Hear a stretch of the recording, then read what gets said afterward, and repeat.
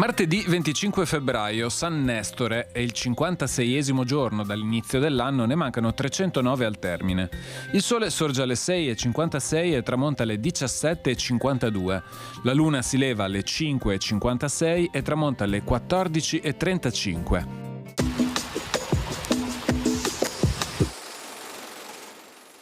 Nasce a Verona Giovanni Morelli, storico e critico d'arte.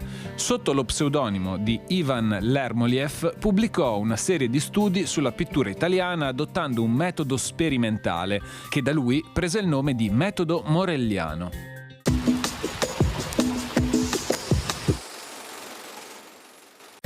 Le previsioni per domani.